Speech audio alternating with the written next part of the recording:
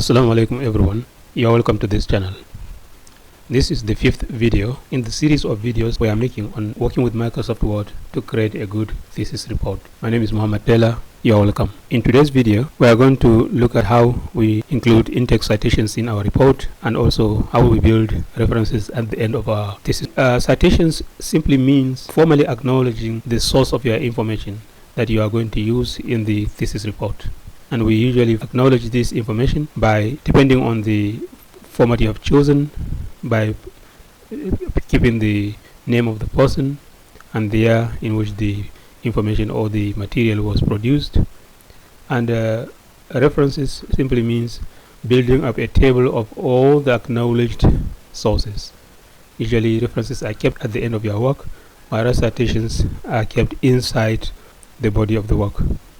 Let's go to Microsoft Word and see how this is implemented. This is our Microsoft Word document where we have included some text, but it looks obviously that we have not acknowledged any of the information we have written there. So in order to include our in-text citation, we usually go through this. Now first we go to the References tab on the ribbon, click on the ribbon, then we go to under the Citations and Bibliography, we click on Manage Sources.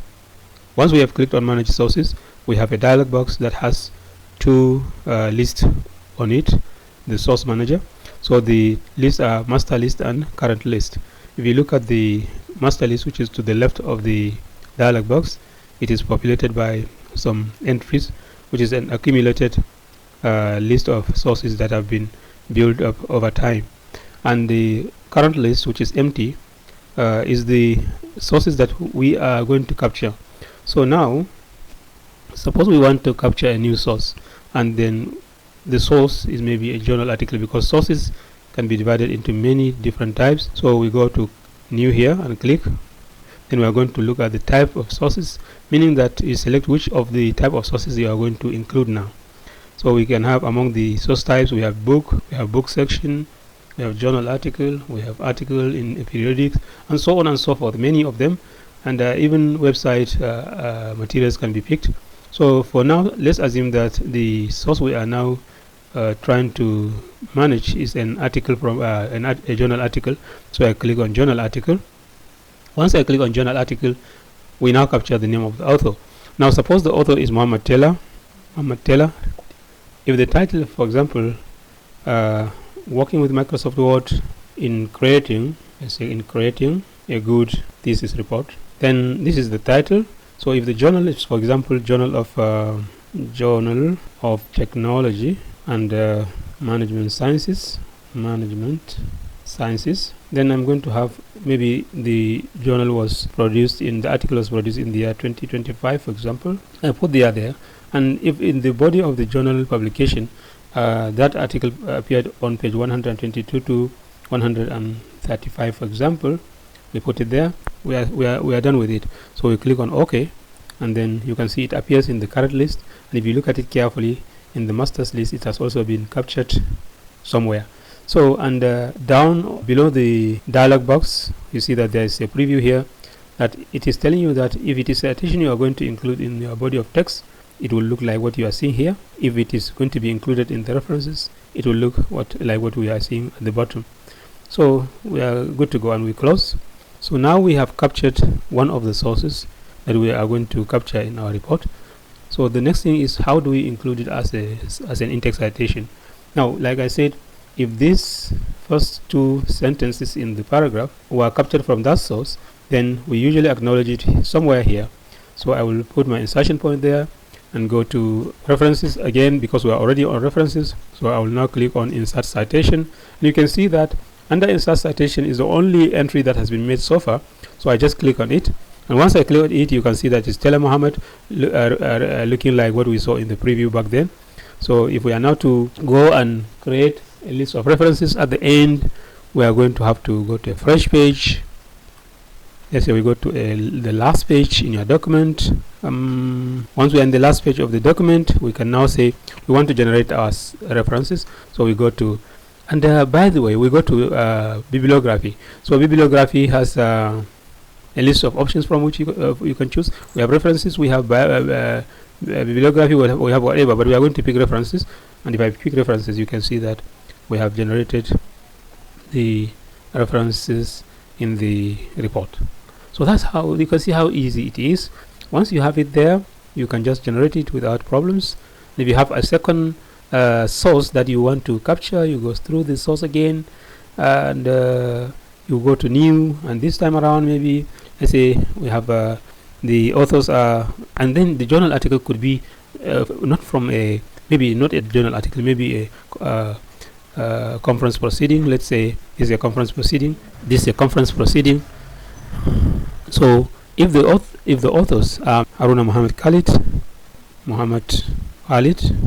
and the co-author is Muhammad Tahir Muhammad, and the title of the conference paper they have written is using information technology in curbing the menace of banditry, a case study of, or just a study of northeastern Nigeria. And the pages are maybe 200, or let's say 56 to 64, let's say, or to 68. Then we said the year maybe is 2026. Oh, the conference is international conference. Let's say international. What's wrong with me? International conference on management and information systems, and the city is Bauchi. The publisher is Atil, which is ATBU Trust Limited. Suppose you can see all the entries are there. Now if you want to add some more information like the volume, you have to click this checkbox to reveal more fields. So we go to the volume. If it is volume 10 for example, click OK. You can see that well, we have Muhammad. Well, it is not completed, but then we have the citation there. But let us edit it. Sorry, let us edit it. We can always edit it if there's something we see instead of the and. There shouldn't be and, actually we should have Haruna Muhammad Khalid, should be like that. Sorry, I forgot to put the separating mark between Haruna Muhammad Khalid and Muhammad Tahir Muhammad. We do not put the and there. Usually what we do is we use semicolon to separate the two authors, if there are two authors. And if there are three authors, we separate them all with semicolons. So I put a semicolon there and we are good to go.